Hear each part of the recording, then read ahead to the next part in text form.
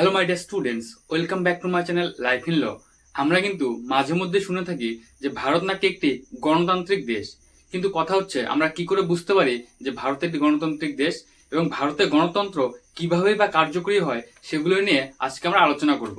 তো first of all we must know what is democracy. তো সবার প্রথমে আমাদের জানতে হবে গণতন্ত্র কি। আমেরিকান প্রেসিডেন্ট অ্যাব্রাহাম লিঙ্কন বলেছিলেন, democracy is a government of the people, by the people and for the people.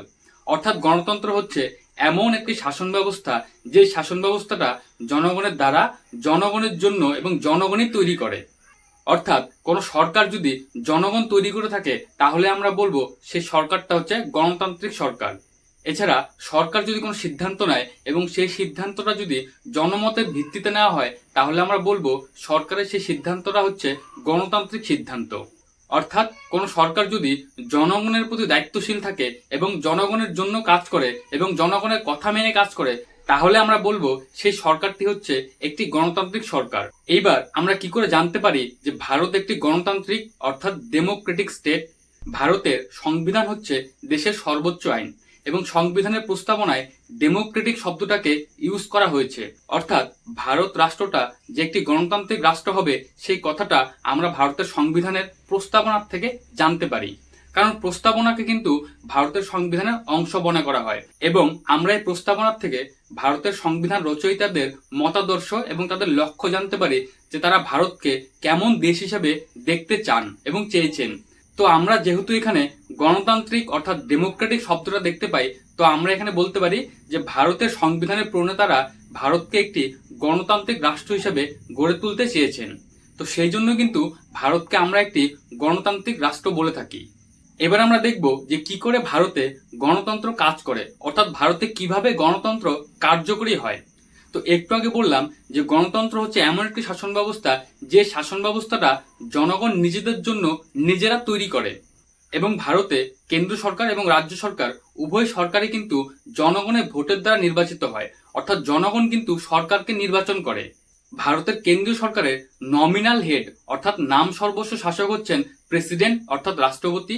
তিনিও কিন্তু জনগণদের দ্বারা পরোক্ষভাবে নির্বাচিত হয় এবং কেন্দ্রীয় সরকারের অ্যাকচুয়াল হেড হচ্ছেন প্রধানমন্ত্রী এবং তিনিও কিন্তু লোকসভার একজন সদস্য এবং তিনিও কিন্তু জনগণের দ্বারা প্রত্যক্ষভাবে লোকসভা নির্বাচনের মাধ্যমে নিজের ক্ষমতা লাভ করে।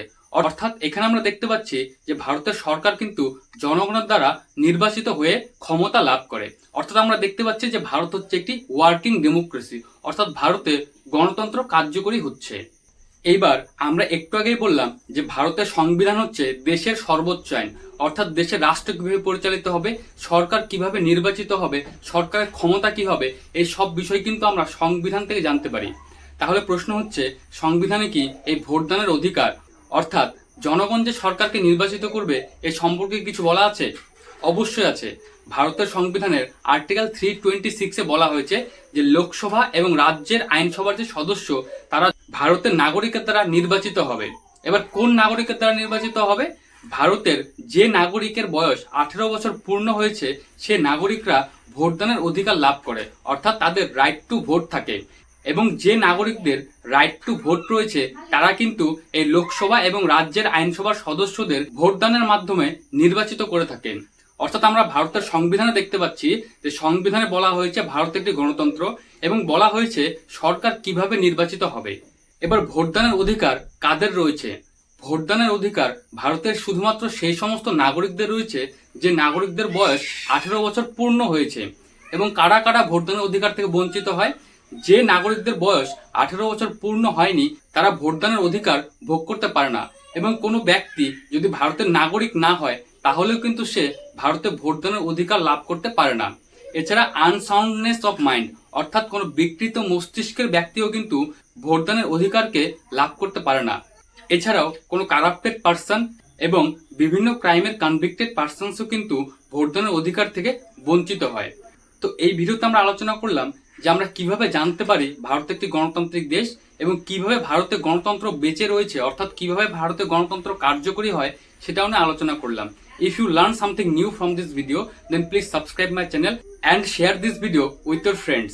And if you have any queries, then let me know in the comment section.